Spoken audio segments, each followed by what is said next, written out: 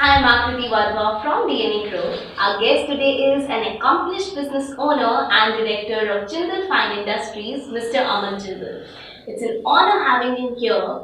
Jindal Fine Industries is a name synonymous to high quality cycle parts and cycles. We are here to get all the entrepreneurial secrets out of him today. Hi, sir. It's a pleasure having you here today. How are you? I'm good. How are you? All good. Having a 100 crore business under your belt can be extremely gratifying and overwhelming. So tell us about your journey with Jindal Fine Industries and your role here. So basically, Jindal Fine Industries is a 25 years old company. My fathers and my uncles started it. It's basically a partnership concern.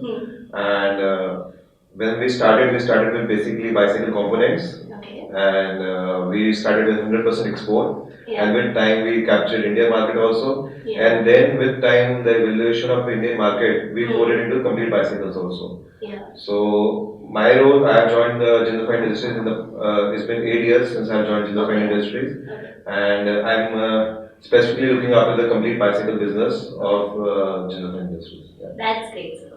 So joining your family business, was it always on the cards for you or you wanted to do something completely different? No, to be truthful, family business, there was a lot of opportunities in our family business. Yeah. So it was always on the cards. But before joining the business, I always wanted to have certain type of experience, or you can say certain type of know how the things around the world work. Yeah. So for that, I did my post graduation in UK. Oh, that's And even had a part time work experience with okay. some companies over there to get to know how things go around about the world. Yeah. And then, but eventually, I had in my mind that I had to join my family business because there were a lot of opportunities over here. Okay. Yeah. That's awesome. Doing what you love, that's the best thing. Yeah. So, what according to you, since you are the third generation leading this business, what according to you has been that one thing that helped you and your family to scale the heights of business? So basically, evolving with time, Yeah. evolving with the changing conditions, and keeping change as the only constant was a primary focus. And we have adapted to the time scenarios. We have upgraded our skill sets. We have upgraded our infrastructures with time to time. And so, keeping with the market conditions, I think so that has been our basically the main mantra to stay up with the time and keep evolving. Yeah. Like you mentioned that changing with times, evolving has been the guiding force behind your success. So, with n number of things to do, since you are the director, you have multiple things to do every day. How do you update yourself? You're living in a dynamic world, so many things happening around us. How do you ensure that you constantly upskill yourself and all the people around you? Because, you have to move in tandem with them. That can be a very challenging thing because you see, everybody in today's scenario sometimes tends to get bumped up into the daily routine. So it is very difficult to do the daily work and at the same time upgrade your skill set also so that you don't after 1 year, 2 years you're not left behind from the other people. So in that case, we deliberately try to keep certain amount of period of time for these specific things where we update ourselves about the things going in the market and update our teams also about that. Yeah. So do you have like some training programs, something of that Yeah, sort? we do periodically training programs. We invite special guests, you can say mentoring guests or training trainers from across the board, whether it's maybe sales, financials, and all, to update our team about the latest trends which are going on and to basically improve their knowledge set. Also, apart from the training guests, there are today in today's digital life, there are a lot of opportunities where every individual can update himself through digital knowledge base also. So we promote that also in our work culture that every individual should be updated to the latest information and latest knowledge set. So, what has been that one thing that you introduced as per your line of work, keeping in mind the changing scenario and all those things? One product that you introduced that you felt is up to the date, the need of the hour, and the customers need it. So basically, there's nothing as specific I can tell you that I introduced one specific product. Our bicycles is, like I told you, it's become a fashion now. So like fashion, you have to in fashion industry, every summer, every winter is a new fashion. Like you don't sell if you don't bring a new fashion with you. So in bicycle, it's also like that. That you have to be keep launching new products. You have to understand the markets, new demands or global scenarios. What Yeah. is changing in the cycle industry. So according to that, we keep on innovating and keep on developing new products. That's what has kept us in this market for a good time, and that's what is increasing our scale in the domestic market. Okay, okay, that's amazing. So I think what I want to understand today is, since you are at a stage where you have so many things to do, so how do you prioritize? Is delegation the key, or how do you plan your day? So basically, how I plan my days.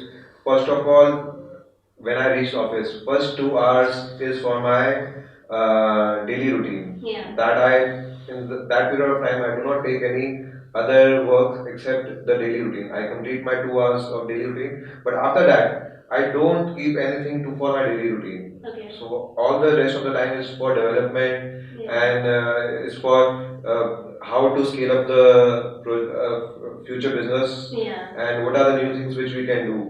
So basically, my priority is always to limit to allocate the least possible amount of time for the daily routine work. Whatever I can delegate from the daily routine, I try to do that. So that I do not get involved too much in the daily routine. And my as a director, my major role is to how to shape the future of the company. So my major focus is on that. You're the one with the vision. Yeah. So you have to take it forward. Yeah. Yeah. So I think I have heard this thing a number of times that entrepreneurs, and especially the successful ones, are for them time management has been a big point. So how do you ensure that you just don't make time for your family but also yourself? So basically, when this problem, when you join the business, you don't think about these things. Where how will I take time off from family? How much time should I give to my business? But 10 years down the line, when you have a family also, you have kids also, and you have a thriving business also, then somewhere the thought pops up how to plan the time. I'm not giving too much time to my family, or I'm not too. Sometimes the thought even comes that I'm not giving too much time to my business also. So you have to always think on those lines, and I have consciously made a decision where I have specifically allocated that whenever I reach back home, there is not a single call or single thing which I think about business. So basically, it's the switch on and switch off. So whenever I'm in the office, it's switch on only business, and whenever I'm at home, it's only home and family. So it's like setting a switch on and switch off button and staying determined. Yeah, exactly. You have to follow that diligently. Otherwise, you can say there every now and then certain things come and person says no, let's take up this in the evening, let's take up that. But I have consciously made this decision because eventually down the line after 30-40 years, you have to see that you need to live a balanced life. So that is very important for me. In the moment you don't realize those things, but like you said, 10 years down the lane, those are the things that come back to you. That's right. So there is one milestone that you set for yourself, or that you have achieved, or maybe you're yet to achieve. So basically, there were a lot of milestones which I planned earlier and I achieved, but currently, which was on my mind is I'm focusing on online business for my bicycles. So this thought process came during the Corona lockdown period when all the businesses were closed, and we were facing a very difficult situation. Basically, because bicycle market is a credit intensive market, we have to sell our bicycles on a very long credit period in the domestic market. So we were very concerned that after the lockdown, if the market does not revive, we will have a lot of bad debts. Dealer might not be able to pay us because they are very small dealers. So during the lockdown, I thought that why not develop a business model where we have a very cash flow is not that great. It is we can sell, and also during the lockdown when we saw a lot of internet activity and a lot of e-commerce purchasing. So we thought that this is a good time to push in to selling bicycles online also. So now my next milestone is that we are planning to do 10,000 bicycles per month in online selling. So that is a big milestone for us. And as if we compare to the market position and the market leader in our segment who's selling the most number of bicycles online in India is doing 3,000 bicycles per month. So it's not only attaining the market share, but also we have to create the market. So that is a challenge for us. We have to do 10,000 bicycles. So this is a interesting line and the one which I am personally very much involved myself. So I think so by the end of next year, we'll be able to achieve this target. Yeah. So, how are you navigating with all these challenges? You know, like you said, that creating a market has been a challenge. So, how did you crack this challenge?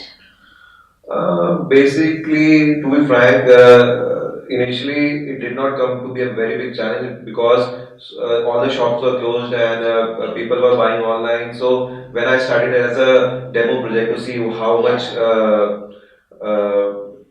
people are responding to this type of business, so I got a very good response from the customers. So that's what pumped us to do even more. And the changing trends of people buying online has given more impetus to this project. Yeah, so that way, I think so. Till now, I've been more, you can say, blessed in a way that my new milestone has been fueled by the change in the market conditions and change in the people's behavior with the corona. Yeah, there's been a lifestyle change. Yeah. People have been more inclined towards, you know, a healthy lifestyle. So Yeah. naturally, even if you go out on the streets, you see so many people riding bicycles. Yeah, that There has exactly. been a push in this Yeah. segment altogether. Exactly, because basically earlier bicycle industry in India Yeah. was more or less either for the poor people they were using bicycles for commuting, or it was for the kids who had no other option but to for fun and etc. Yeah. But now there is a change in trend. More and more people are health conscious and they are seeing bicycle as a tool for being staying fit and healthy. Yeah, yeah. We wish you all the luck with your digital segment and we hope you achieve your milestone as soon as possible.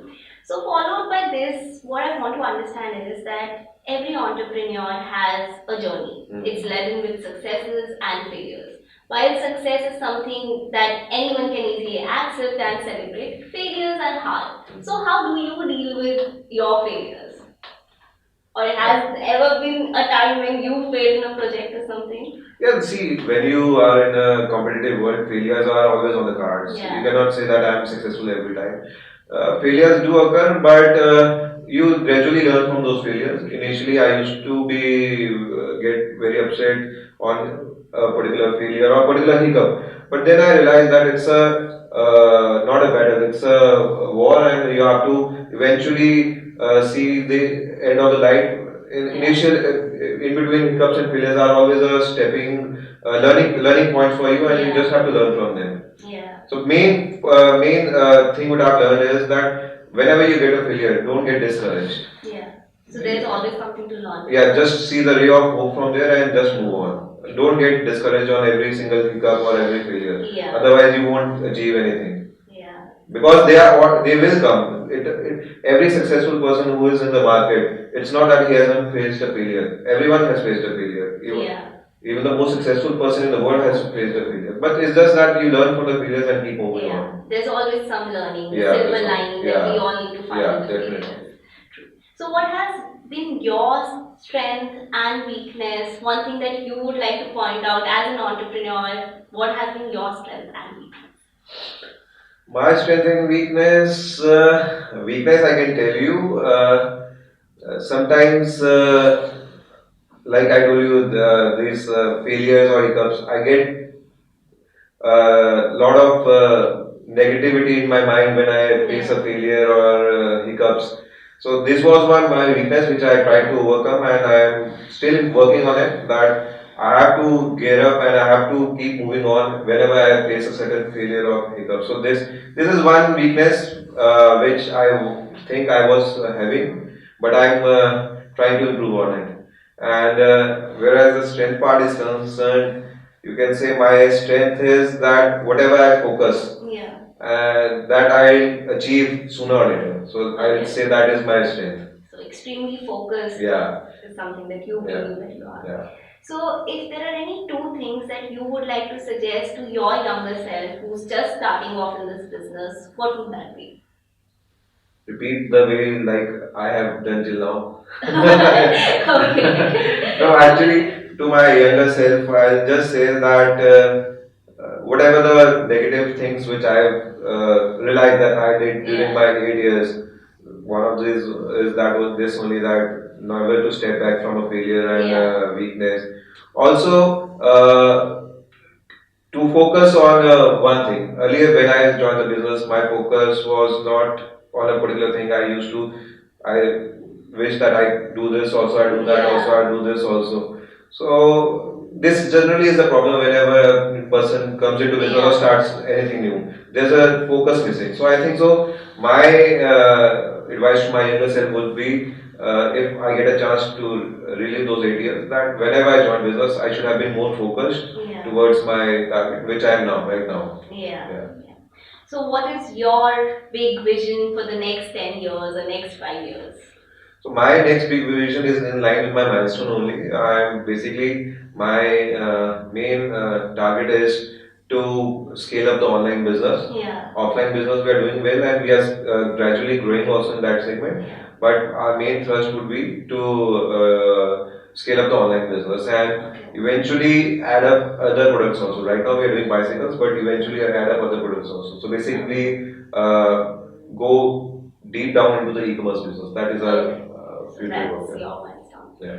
Alright, so one thing, or maybe more than one thing, that you would like to suggest to young budding entrepreneurs out there who are listening to our interview. Hmm.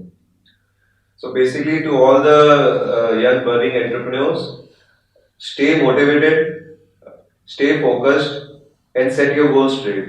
Always, whenever you start doing something, do it with 100% conviction and never have a doubt in yourself, and always keep motivating yourself to achieve better. So I think so that is the mantra which everyone should have, and I think so that should work well for everyone. Yeah.